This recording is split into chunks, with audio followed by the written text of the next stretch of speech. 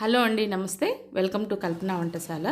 ఈరోజు మనం అన్నంతో రుచికరమైన రొట్టెలను తయారు చేసుకుందామండి. చాలా బాగుంటాయి.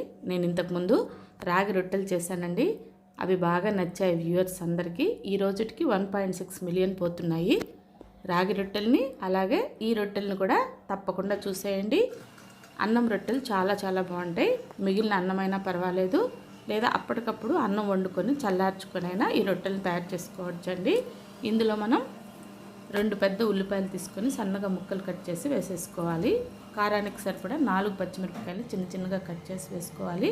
అలాగే క్యారెట్ తురుము, అల్లం తురుము, కొత్తిమీర తురుము 3 కూడా వేసేసుకోవాలండి. ఒక్క క్యారెట్ అయితే సరిపోతుంది. చిన్న ముక్క అల్లంని తురిమి వేసేసుకోవాలి. అలాగే గుప్పెడు కొత్తిమీర కూడా తీసుకొని చిన్న చిన్నగా కట్ చేసి వేసేసుకోవాలి. 1 స్పూన్ జీలకర్రని వేసుకోవాలి. రుచికి సరిపడా సాల్ట్ కూడా వేసేసుకోవాలి. తర్వాత బైండింగ్ కోసం బియ్యం పిండిని వాడుతున్నానండి. మీకు నచ్చిన ఏ పిండి అయినా ఇందులో వాడుకోవచ్చు. అంటే గోధుమ పిండి, మైదా పిండి అలాగా. నేనైతే 1 కప్పులో ఫస్ట్ సగం వేసుకున్నానండి. సరిపోకపోతే మళ్ళీ మనం యాడ్ చేసుకోవచ్చు. ఇప్పుడు టేస్ట్ కోసం 2 టీ స్పూన్లు పెరుగు వేసుకోవాలండి. మరీ ఎక్కువ వేసుకోకూడదు. 2 స్పూన్లు అయితే సరిపోతుంది. చిటికెడు పసుపు, కలర్ బాగుంటుంది. మీకు ఇష్టం ఉంటే వేసుకోండి, లేదంటే స్కిప్ చేయించండి. ఇప్పుడు మనం ఈ పిండినంతా చేత్తో బాగా కలిపేసుకోవాలి. కొంచెం చేత్తో అన్నాన్ని మెత్తగా చేసుకుంటూ మనం ఒక ముద్దలాగా దీన్ని మనం తయారు చేసుకోవాలి. మిక్సీలు కూడా వేసుకోవచ్చండి. మరీ మెత్తగా అయిపోతుంది, బాగుండదు. చేత్తో కలిపేసుకుంటే సరిపోతుంది. ఇప్పుడు నేను ఈ మిగిలిన బియ్యం పిండిని కూడా వేసేసుకున్నానండి.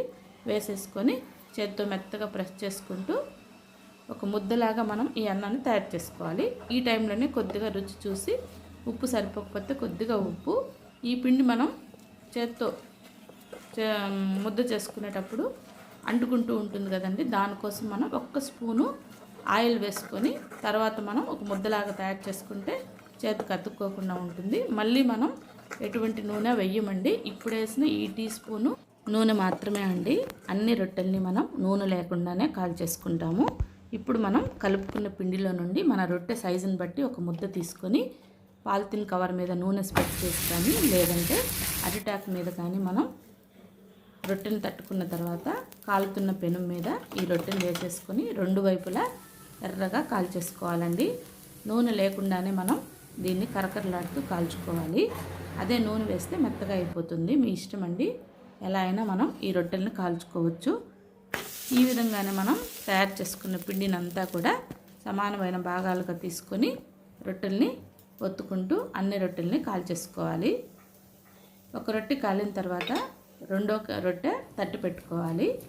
రెండో రొట్టె వేసి కాల్చుకున్న తర్వాత ఈ రెండో రొట్టె కాలే లోపల మనం మూడో రొట్టెను కూడా ఇలా తట్టి పెట్టేసుకుంటే మనకి ఈజీగా టకటక అని రొట్టెలన్నీ తయారైపోతాయండి.